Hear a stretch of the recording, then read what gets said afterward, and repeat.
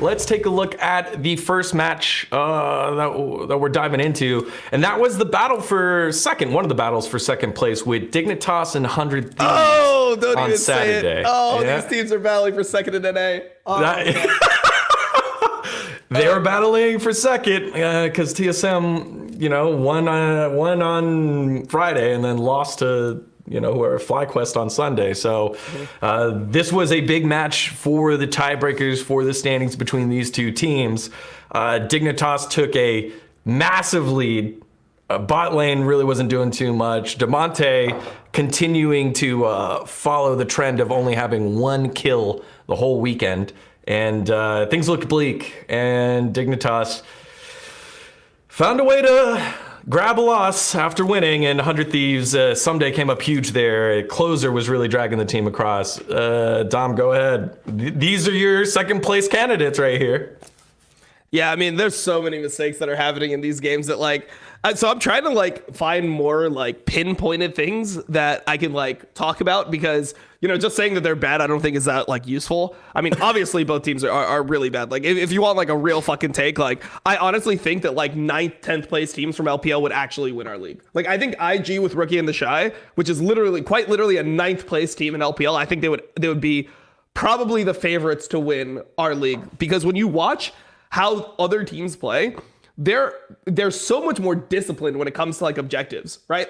Even though there's fighting and stuff like that, the way that the reason that they fight is that they're hardcore about resetting minutes before dragon. They reset a minute before dragon, they grab pink wards, they litter their side for pink wards, they deep ward together, and they fight for the fucking vision. One thing that I've noticed about NA is that people just walk into dragon completely uncontested. How many times do we see in NA Dragon where 5 people and another 5 people are just both in the river and they're just all looking at each other, and both junglers are kind of hitting the dragon and shit, and throwing spells on the side, and then one of them just flashes in smite skills and the other team's playing for the fight while they're fucking going for the dragon steal at the same time. It's fucked up, right?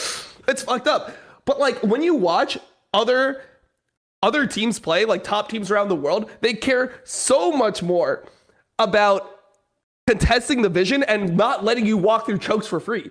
So if you have champions like Azir, for example, which is really, really good in the meta, one of the biggest points of Azir is not shuffling. Every NA mid laner wants to shuffle every single team fight for no reason. One of the biggest things about Azir is that when you get into those Dragon Baron situations, it is so impossibly hard to walk through a choke versus Azir soldiers. You walk through a choke versus Azir soldiers, he autos you twice, your fucking tank is almost dead. That is really, really important. So one thing that I've noticed in these games is people just walk into Dragon for free.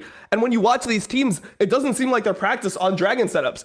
Backing at the right time, buying pink wards, contesting vision together, using that vision to leverage a positive fight. If you have vision control of a soul, it should be so big. The enemy team should be completely fucked. Because for them, even walking towards the dragon, they should lose so much HP and they should be so far behind or ready in the fight that they don't actually fight on even footing. It seems like almost every one of these fights, it's people don't know when they actually need to control the mid wave and not. They don't know which wave they have to push out. Teams are afraid of losing their inhib. We even saw Dignitas in this game. They randomly went for a tier 3 while 100 Thieves was getting Cloud Soul, not thinking about the fact that they're just setting themselves up to get flanked. It's what after we get this tier 3, where do we actually go? Oh fuck, we're in. Oh shit, they're behind us and we have no. It's the same reason that we can't take the fight is the same reason we can't walk up to that tier 3 turret. So I don't feel like these teams actually have the basics down of dragon control, of Baron baits, of what to trade off late game. It seems like it's all just happening in the moment, man. And that's the scariest thing about going internationally is whoever our best teams are, it doesn't feel like we're doing these things. So they're going to have to catch up so much that it's is it really feasible? So now actually looking back, I started thinking about some of my takes before. I really think that NA has performed a lot better than I would have expected the more LPL and LCK I watch at Worlds. I think 6 and 12 is actually a miracle at Worlds considering how far back we are. No, I mean this 100% seriously, by the way. Because I feel we come into every tournament at such a disadvantage because people don't punish you for things like this.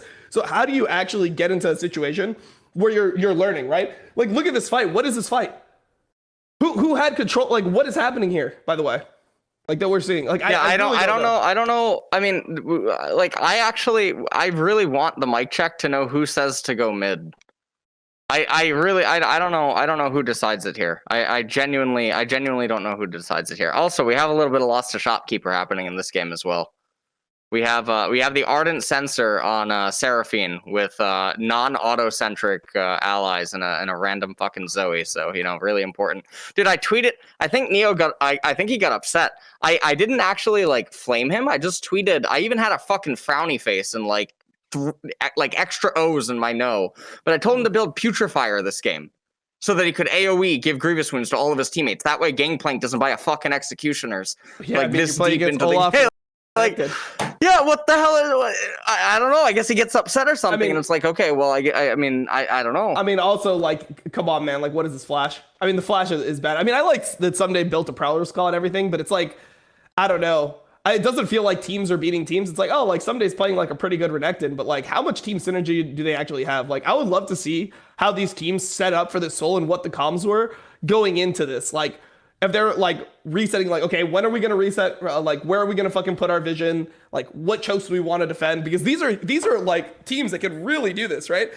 Part of the reason why Orianna, Zoe, Azir are so good is because in all these situations, they have such good choke control. Like, Orianna can put the ball in the choke. If you walk through the choke, you're fucking dead, right? Like, Zoe, if you come through, you get bubbled, you get one shot. Azir puts soldiers. Like, all these things are really, really good. I mean, Victor is like the same way, and we're seeing Victor play. It's such a core part to playing Baron and Dragon situations like game, and I don't see us doing it at all as a fucking team. And it was so fucking obvious when I watched EDG versus IG yesterday on stream. It's like, damn, like they don't let you walk into their own jungle. Like, it's not even like they're controlling the choke. It's like they're controlling your whole like let's say your red side in general. Let's say your red side team. You control the enemy's red side vision before Dragon, and you're like not letting them even walk to their fucking Wraith camp to like even contest that level of vision. Like they're contesting such deep layers of vision where I don't even know if we're contesting like our Dragon vision.